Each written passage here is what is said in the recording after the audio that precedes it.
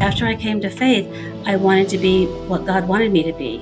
And so if that meant, my life in politics was over, it was okay. Regardless of where we're at, regardless of how we may be bent and facing in one direction, the Lord is so faithful to bring opportunities for us to be confronted with the futility of the direction we're going in. God was very gracious to have my calling be what was always kind of my interest and passion anyway. I always knew that public service was important. And so that's how the Lord just led me back into it, with really abortion being my top issue. We are devaluing either aspect of the image of God in us as male or female. There's a way in which there's a boomerang or a ricochet effect. Of course, it's not good for the one that we're devaluing, but ultimately it's going to also have a detrimental effect on the other gender as well. I graduated from law school. I've passed the bar exam. I'm not going to work full time so that I can get more grounded in the Bible and grounded in the Lord, but there weren't other women like me. I really do think that younger generations, even young adults, are kind of sick of the performative way that a lot of churches kind of do Sunday mornings. What's the outcome of the feminist movement? It's that, yes, women can do anything really that they want to do.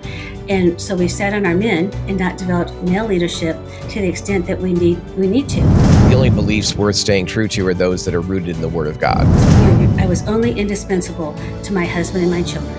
God could raise up anyone else to do the work that I was doing, but I was only indispensable to them. Science was established by God, and what I see happening over and over and over and over again is that eventually science catches up to what the Bible teaches. In the stage of life that I'm at now, I know that I did what I was supposed to do, and I wasn't a perfect mother, but I know that I did to the best that I could, what I did, and then what my children go and do with it, that's up to them.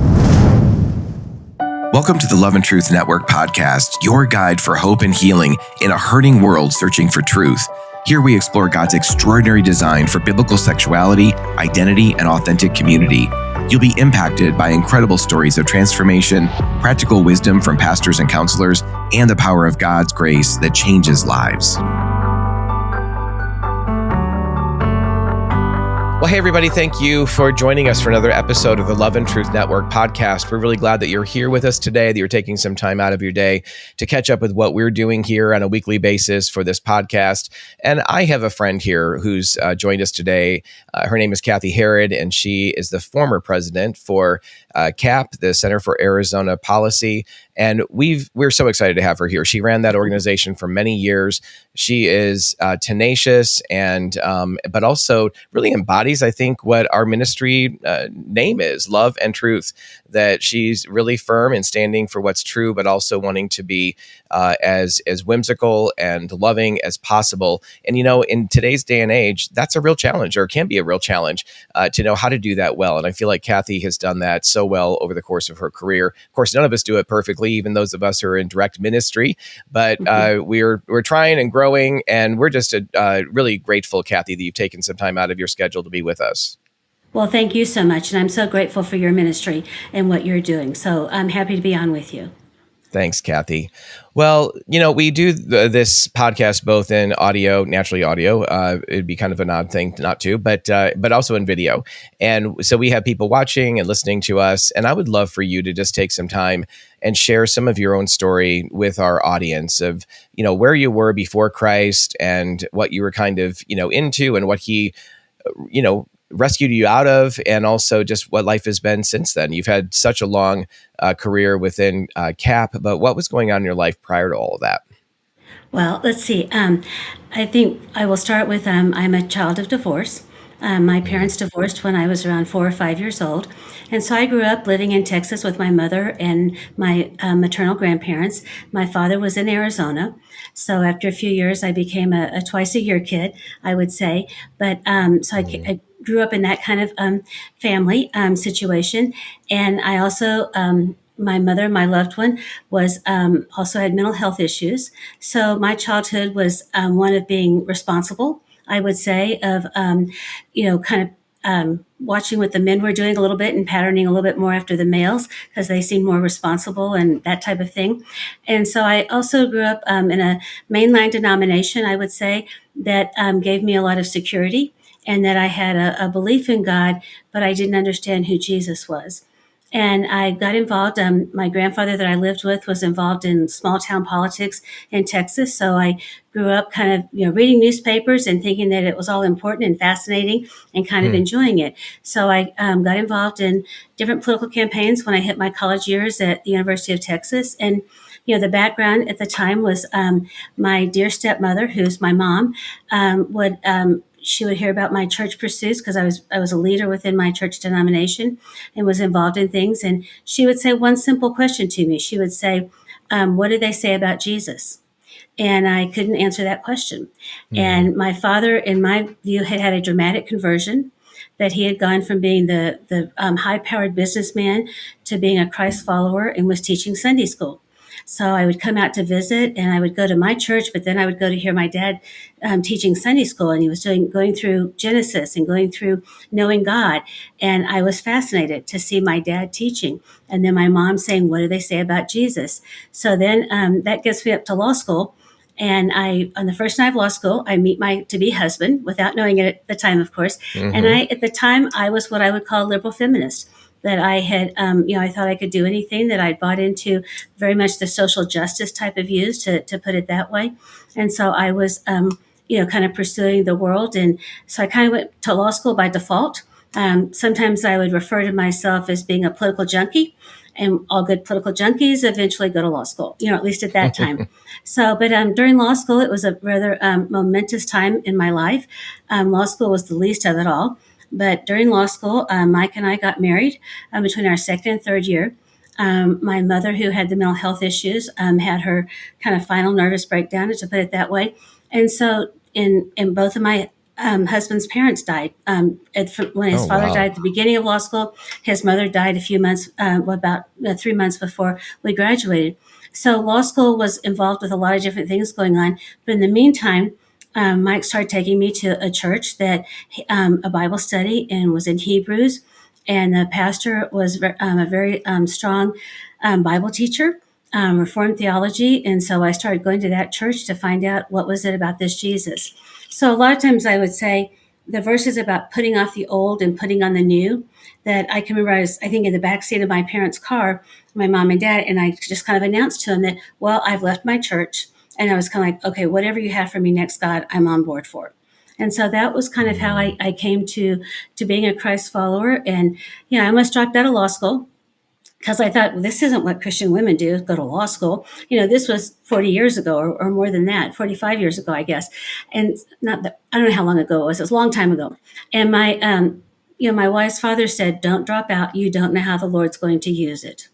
And so I stuck it out. We graduated from law school and we moved out here. The Christian parts of our families were here.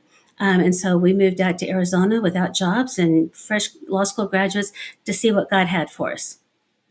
Wow. Wow. That's a whirlwind life right there. And you mentioned I don't remember the phrase you used. I don't know if you said radical feminist but tell a little bit more about coming.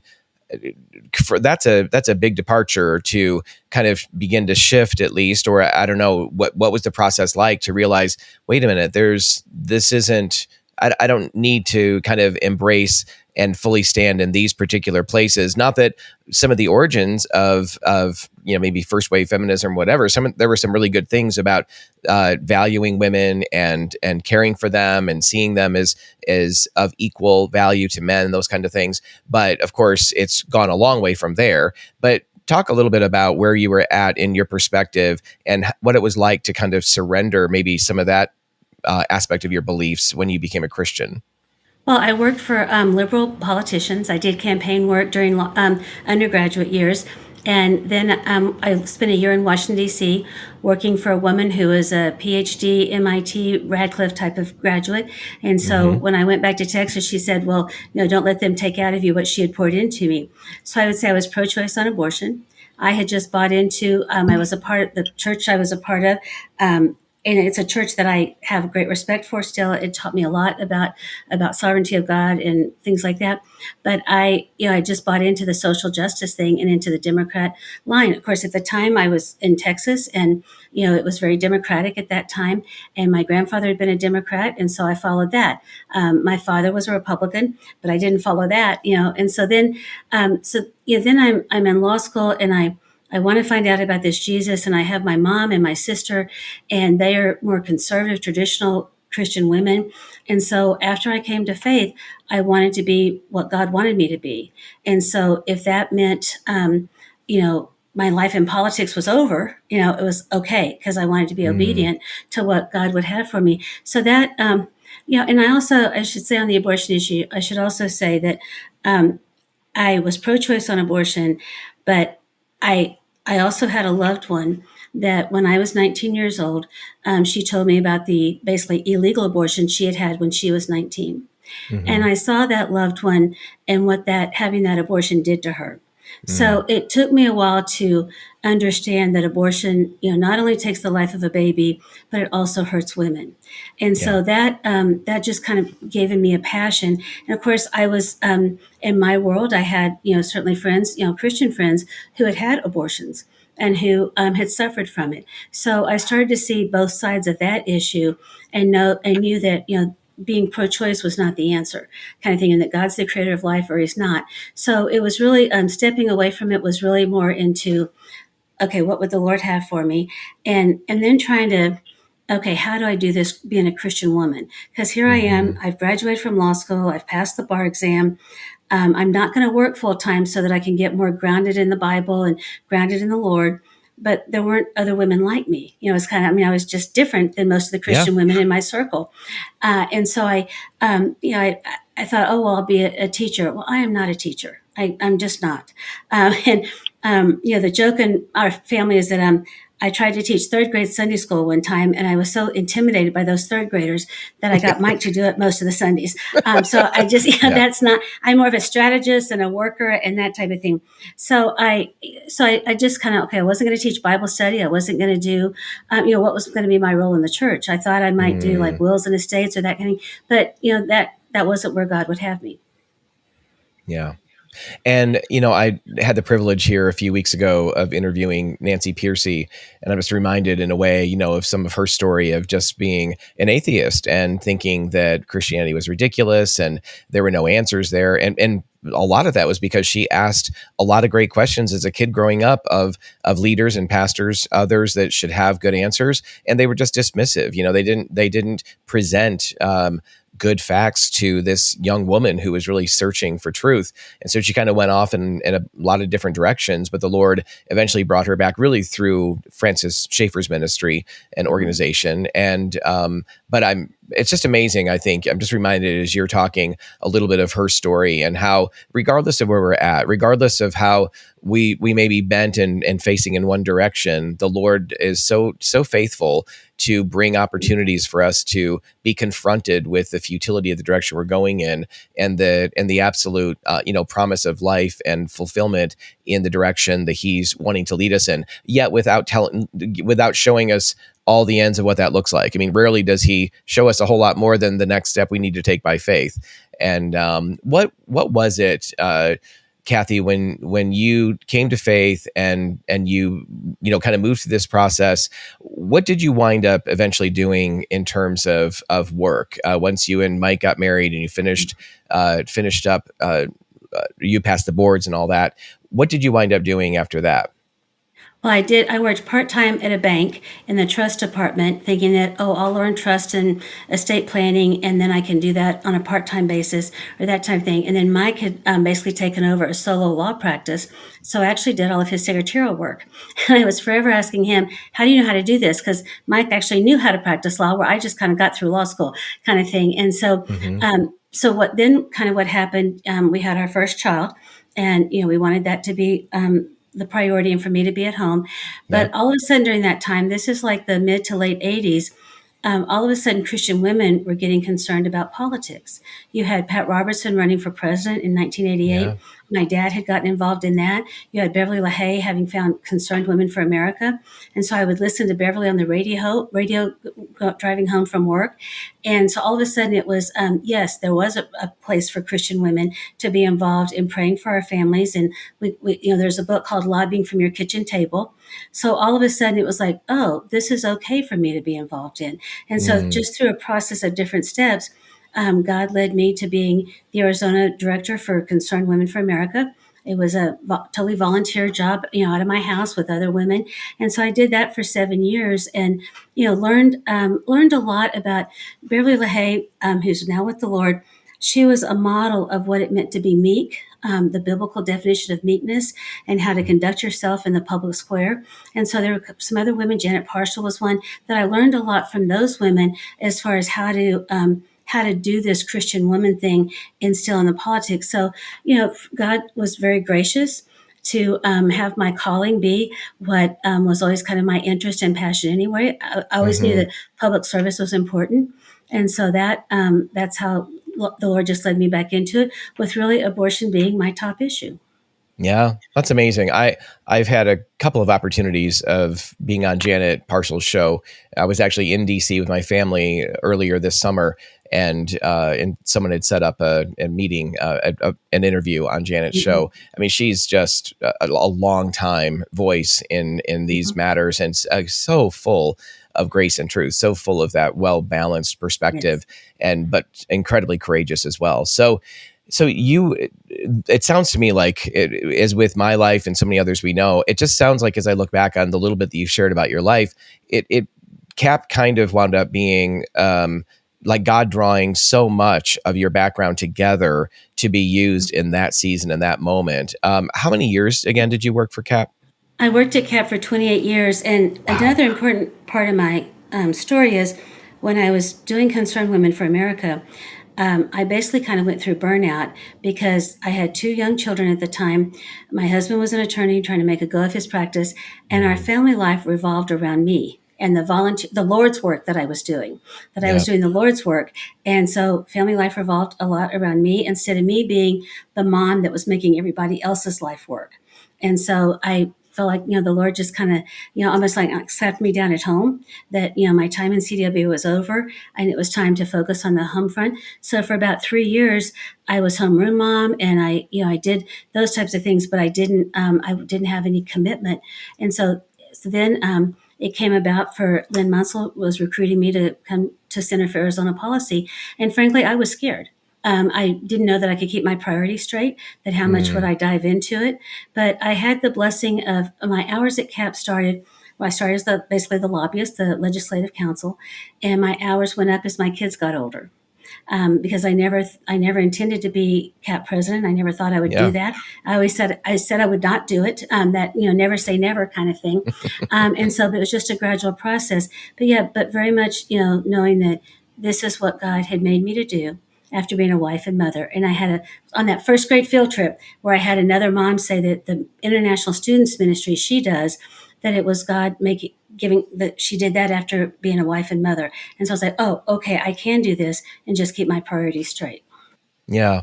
Well, what would I just feel like there's so much wisdom that you've obviously gained over the years for women, depending on the season they're in. I often say that as Christians, our first mission field is our family.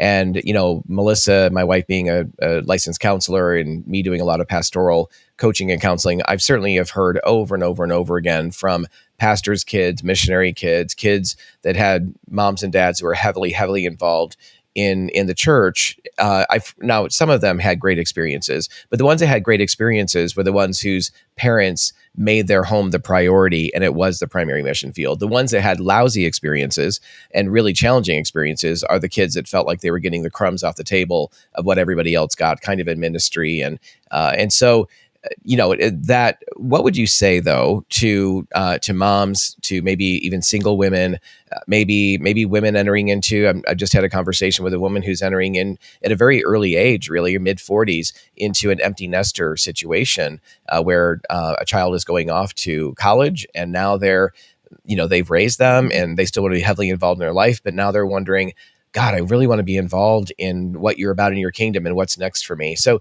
any thoughts for women in general that may be listening to this and kind of across the spectrum of the stages? Well, I think if you're married, you you make sure that you're having your time as a husband and wife. And Mike Hmm. and I did that. We always, we'd have, I remember being told early on to every 6 months, try to get a couple nights away, without the kids or things like that. Yeah. And I think for me, it was always that I would walk away from it in a nanosecond if it started, interfering with my kids or my marriage. And, because I kind of had this, I was only indispensable to my husband and my children. God could raise up anyone else to do the work that I was doing, but I was only Mhm. indispensable to them. Now, sure, there were some times where my kids got irritated with me being on the phone, and things like that. That balance is hard; it's real, Yep. and so they could get irritated with that. But I also felt like God gave me some tests along the way, in a sense, and that's kind of how I've looked at it. That like it's spring break, and I need to take one of my children to go look at colleges, and it's like a big heavy week in the legislature. Well, I went with my children. Or Yep. like it's a spelling bee or a CAP event. I went to the spelling bee. And so I had the it's a blessing. Not everyone has that, but I had the privilege and the blessing that I could keep my kids first and Yes. and be there for everything. So Mike and I didn't miss things, kind of thing. And empty nesting has been great because we have we started in law school together. I mean, we've just always been together, and so it's we've done fine with empty nesting. But I think being able to walk away from it if it starts to interfere. Hmm. It kind of with aging parents, that I'm there for my parents more than I'm there for Cap, and that type. I mean, trying to do that, it's a tough walk. It's like Yes. the walk between just balancing everything out, but being able to walk away from it and knowing that I'm only indispensable to my husband and my children. And I think for Hmm. single women, it is a very different environment out there. It's a different church environment. We have so many capable women. And I think obviously there's so many temptations and challenges for young women. And I think you pursue your career, but you just stay really tucked in with the Lord and what the Lord would have. Because most of the single women that I know, they would love to be married. Um, and Yes. I think that sometimes within our church world, um, I'll go ahead and say this. I don't think we're doing enough to develop male leadership. So Right. we have, and to me, when you talk about what's the outcome of the feminist movement, it's that yes, women have, can do anything really that they want to do. And so we've sat on our men and not developed male leadership to the extent that we need to, so that the men are there for these women. And so that's just, my, theory on what I've seen. So I just think it's important that, it's always what would the Lord have and what's the Lord calling you to. Yeah. That's a great point. And what about now? What are your thoughts for? And you might not have solid ideas or what have you, but what does the future look like for you if you have any glimpse into that? Well, right now it's waiting on the Lord. About 25 years ago or something more than that, I did the Experiencing God Bible study. And in that Bible study, one of the parts is that God invites you to join him in the work that he's doing. And I could see Yes. that the whole pattern of my life was basically God invited me or like through someone else. I didn't pursue opportunities. It'd have to go back to high school and college, when I would be applying for a job. And so I feel like I'm not to pursue any opportunities right now. I'm on a couple of boards. One of my passions is Christian education and Hmm. protecting private Christian education. And so I'm on an Arizona Christian Education Coalition board. And so I want to give that my attention and be available because in Arizona, that's to make sure that parents can still choose the education best meeting their children's needs is a key priority, whatever your school choice is. And so I'm just kind of like waiting on the Lord. I pop off and say I'm going to clean out my closets, but I'm not doing that very fast. So anyway, so it's also just taking a break and just Yep. kind of relaxing. Yeah. Yes. Well, it's important after all of these years of such, Mhm. on the front line kind of work for sure. And what would you say, Cathi, in terms of the the churches? You mentioned a little bit of this in terms of single women, single mothers. What would you like to see from the vantage point, and also even from the vantage point of abortion or post-abortion care? What are some of the things that you would like to see the church maybe doing more effectively. And of course, I was on pastoral staff for 12 years. I love the church. I know you love the church. Any critique that we give, for example, I think the church has a lot of growth to do in the area of ministry that we're doing, because otherwise we wouldn't be doing it in the area of restoring sexual and relational wholeness and biblical identity and those kinds of things. But we want to live this out by ministering to and strengthening and equipping pastors and leaders in churches, local churches around the country. And so we really believe, we know that the Lord has established the church as his plan A, to spread the kingdom. And we want to be a part of that. So this isn't about bashing the church at all, but what are some things that you've seen from your vantage point at CAP or maybe other places that you wish the church would grow in, or you're hoping for some opportunities to see some growth for women, for singles, maybe in some of these things considered political, like abortion, which of course, before that's political, that's a life, biblical life issue. So. Well, first, I should start by saying I would say I'm a complementarian, not an egalitarian. So I'm not for women pastor. I mean, I look at my view of Scripture as complementary, but I think at the same time we have a number of single women, and the church has got to find a role for those single women. That what leadership roles can they do? How can they be engaged? What ministries can they be engaged in? Because they're on fire, they're leaders. They're making good salaries, and how do we envelop them and bring them in? And I think with single mothers, I mean, it really goes for men as well. But we've got to help those mothers. I think of the churches that do things like have bring your car in on a Saturday, and the guys will help. You don't know how to take so care of your car, and so come in, or the single mom, but a couple of the guys will take her son out to a baseball game, or I think there are things like that. To how do we wrap our arms around the single women? And I think on the abortion front, there's a tremendous opportunity for the church now to minister to women who've had abortions, and to not shy away from it. To know that when I would speak on abortion, I would always say kind of what I said earlier: abortion takes a beating heart, it takes the life of an unborn child, and it hurts women. And that we've got to serve women and be there for them and envelop them. And so if you have a pregnant single woman, you have a shower for that woman. You do what you can. You can encourage adoption. The church, there should not be a pregnancy resource center in this country that is not being supported financially by the church. But we know they all struggle for funding. But we should, those are the ones that are out on the front lines trying to reach women and encourage them to have their babies. And so I think there's still a huge role for the church to do more to minister to hurting women on the abortion front, especially. And with the work you do, I mean, that's what, the church, sometimes forgets how much the world has invaded our churches. Yeah. And we need to recognize and see the hurting people that are all around us, and how do we love them. Mm-hmm. Yeah, absolutely. I particularly love, I mean, everything you said I agree with, but also that idea of, a couple of guys taking a single mom's son out, or sons out to a baseball game or something, shooting range or whatever. I mean, whatever the thing is, we need men. And this goes back to your other comment in terms of raising up men to be leaders. I'm reminded again of one of the core reasons I interviewed Nancy Pearcey and had a conversation with her is because of her most recent book, The Toxic War on Masculinity.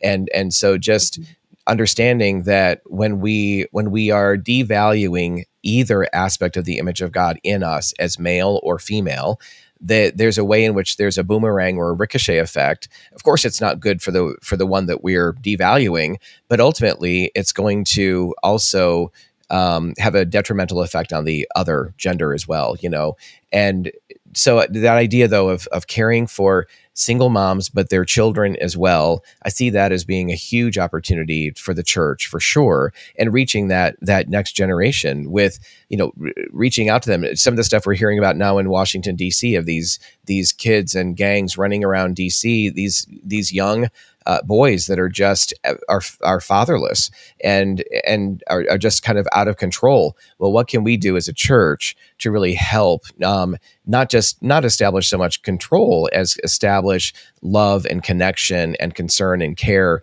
and relationships at young ages? So again, what your perspective on that? Just you've already shared a little bit, but anything come to mind? Yeah, I would say that we've seen, at least I've seen, a trend of young people who've grown up in the church, and they gravitate to Catholicism or Anglicanism or Reformed theology. And what that has often said to me is that sometimes our youth groups in our churches, where it's okay, what kind of concoction of food can you put together, and what kid's going to drink it, and be the class clown, or, and thing. And I think that we're not grounding our young people as Yeah. solidly as we need in biblical worldview and in scripture. And I think it's been, it's when you have some things, is it a mile wide and an inch deep?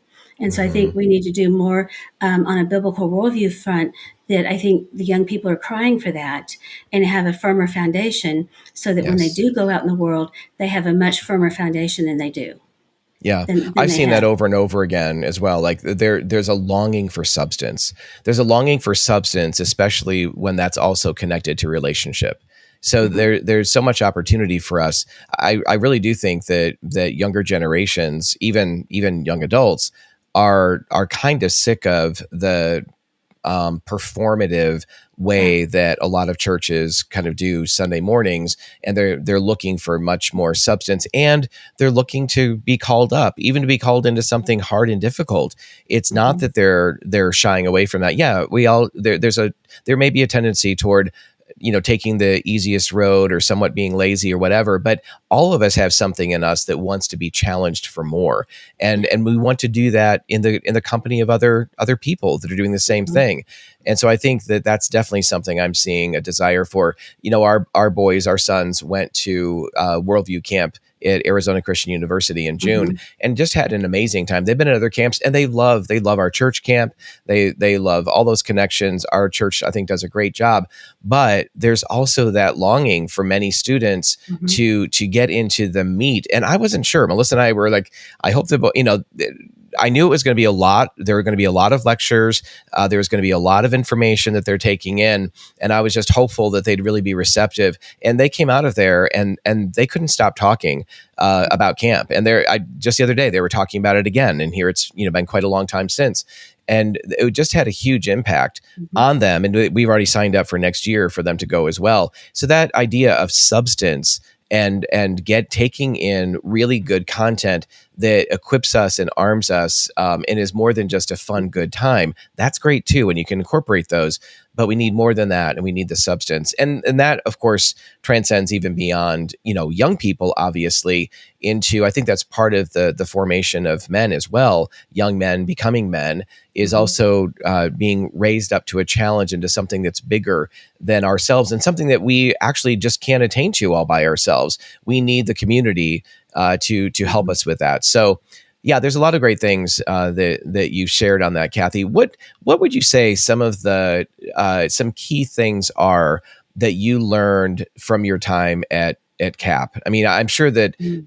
every day, I'm sure, was different in many respects, and you're dealing with a lot of just policy content, staying on top of that, reaching out to churches, reaching out to the Christian community, and making people aware of what was going on here in the state of Arizona. But in the midst of all of that, what would be some of the core lessons that you would want to maybe share with us? Well, the first one that comes to mind is my favorite proverb, Proverb 21:31. The horse is made ready for the day of battle, but victory belongs to the Lord. And so Mm, that was one that I believe that the Lord gave me early on, that I was to be obedient to what he had called me to, but the results were in his hands. And so I was, to work hard. I was to do what I'd been called to do. But when it wasn't about victory, it was about whether the Lord brought the victory. And so to just kind of rely on that, and to know that God is still sovereign, and he can change the outcome of anything at any time. And so I think that was a key thing. I think And trying I, to and I keep, think that, just to yeah. piggyback on that, that reminds me of Bill Bright's perspective on sharing faith. I mean, putting your faith out there, sharing Christ, but leaving the results up. Like, the results aren't in how perfectly you say it, and you've got to somehow twist and convince, but rather share your faith, share the truth of the gospel, but leave the results up to the Holy Spirit. In a sense, it reminds me a little bit of what you're saying there. Yeah, and certainly over these last 28 years, we've seen the culture go farther and farther away from us. And Yes. so you have to, that, being to stand firm. The other verse that has always been important to me is in Colossians: to do your work as unto the Lord, not as unto man. Yes. And Mm-hmm. so you're not there to please man. Whatever you're doing, it's like, is this what the Lord would have me do? And so that, that would carry me through. And then, another one, the psalm that I would have despaired unless I'd known I'd see the goodness of the Lord in the land of the living. That Yeah. you can't get under the rug in a sense about what's going on in the culture. You have to keep your eyes on the Lord. Am I doing what I'm supposed to be doing? And because, especially in your work, we all have families that the cultures grab some of our loved ones, kind of thing. And so, and I think that, for me, I've kind of already said this, but how at the end that I wouldn't have lost my husband and my children. That I wouldn't, that you're not fighting for the Lord so much that you don't tend to the home front. Yes. And so and I think, in the stage of life that I'm at now, um, I know that I did what I was supposed to do, and I wasn't a perfect mother. There's no perfect church, no perfect parent, no perfect That's right. school, that type of thing. But I know that I did to the best that I could, what I did, and then what my children go and do with it, that's up to them. That I'm Yeah. not responsible. The other thing I've said sometimes is an old Texas expression that you can lead a horse to water, but you can't make him drink. Mm-hmm. you know Yep. and so so you present the truth, you try to get it out there and try to be, to present it in the right way, but to not back down on what the right thing is to do. Yeah.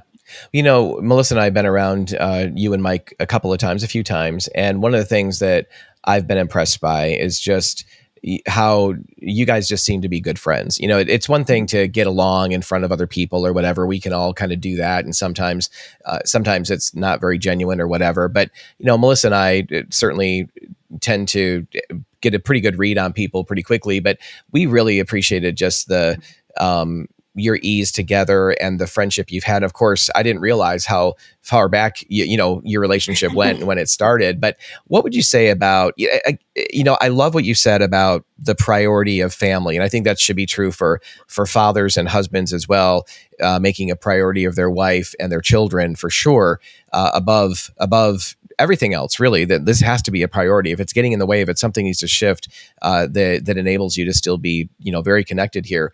But I think the idea of being friends and maintaining a friendship, and of course, no marriage is perfect, and there's problems and argument, but talk a little bit about how you guys have been able to maintain a friendship all these years and right up till now, enjoying each other. Well, we've been married 43 years. And I would say that given my background as far as dysfunctional family background and those types of things, that God gave me a husband who could not be more committed to me. Mm. Who is that commitment is a big deal. And Mike, we support one another. That Mike is as cause oriented as I am in a sense, Mm-hmm. but he has a different outlet for it than what I had. And so we've been there through thick and thin together. And Mike likes to say that, he takes care of me at home. And when I was at CAP, they need to take care of me. My assistant needed to take care of me at CAP. But I think we have a lot of the same interests. I mean, that has been a part of it that when we met, we were at University of Texas, and we both had been raised as Texas Longhorns. And we raised our son to be a Texas Longhorn. And so, we have, mutual interest. Mm-hmm. We started, the beginning of our relationship was really in a really solid Bible study and a solid church. And so that was a big part of it. We had the pastor and his wife was a spiritual couple. So, we had a good training and foundation at the beginning. And I think that is important. And I think, one thing you said earlier as far as what I'd like to see in the church, I have a growing concern that the church is not teaching Bible study like we used to. Like when we started out, we had Sunday night Bible study, we had Sunday school before Sunday service, and then when we came out here, we got into precept Bible studies, Mm. and but there's not, for the average person going to church on a Sunday morning. Yes, there can be small groups, but that really getting in the Word, and I'm lousy a lot of times, reading my Bible and all of that. But you get that foundation and you share that foundation, and that carries you through. Mm-hmm. Yeah, that's really an important point about the need. And, one of the reasons that worldview camps and worldview and Mhm. apologetics it can be such a helpful areas of study that we would lean back into more intentionally, just the depth of the Word of God. My boys take it, and I, a couple of times a week, they have their own individual time daily, but a couple of times a week we come together and we're just going through a book of the Bible, and then the three of us are just talking about the application. And frankly, I'm always blown away by what my boys uncover and discover. We're going through Isaiah right now, and that's not light stuff. It's pretty heady, and some of it, honestly, a lot of the chapters can feel like at first, as you read through it, like, God's judgment of Israel or whatever. Like, what is, okay, that's historically good information to have, but how does this apply to me today? And if we take the time to actually dig into it, lean into it, go back over it again, and start kind of chewing on it, meditating on what's happening and discussing it, it is incredible the stuff that comes out that actually is really rich. And we're just, each of us are kind of owning a personal application out of each chapter that we're going through. And that's been such a huge blessing. But we need that within our families, we need that within our churches, but we also need that, I think, even within our friend groups, that we are having those kinds of discussions. So what would you making a shift here from kind of personal discussion and even things related to the church, looking at what are some of your concerns as you look at most of our listeners are probably not in Arizona, but whether it's Arizona politics or it's Washington, D.C. and more federal politics, what are some of the things that you're kind of paying particular attention to, that you have concerns about, that are either heavy on your heart or at the same, or maybe give you some hope and encouragement as you look at the possibilities ahead? Well, that's a good question. I think it kind of goes to the area of parents' rights and the exploitation of children and what's going on. And I think that, we may be seeing a shift to where the transgender movement is not the answer. But I think that's the concern, as far as how many people, in a sense, are getting, are getting sucked into an alternative lifestyle where it's homosexuality or transgenderism, and they're being sold that bag of lies and getting into it. And I think that's not being recognized, as much as it should be. And I think that influence is very strong in the political world throughout this country, and what same-sex marriage has done to change just the political debate is significant. And so whether, we're seeing a backlash now on the trans stuff, and at least trying to protect children from transitioning when they're minors, but we know we need revival more than anything. But I think is That's that true. the other thing that troubles me probably is the rise of the abortion pill, and that you can have, it doesn't matter what state you're in, that a woman can, there's a case now where the boyfriend ordered the abortion pill and put the abortion pill into her hot chocolate drink or some kind of drink like that, and caused the abortion. And so just that you have women who, again, are being exploited here, because that woman may have an ectopic pregnancy and she doesn't know it. And she gets the abortion pills by the mail and takes that abortion pill. And we know ectopic pregnancies can kill a woman. I mean, they're very dangerous.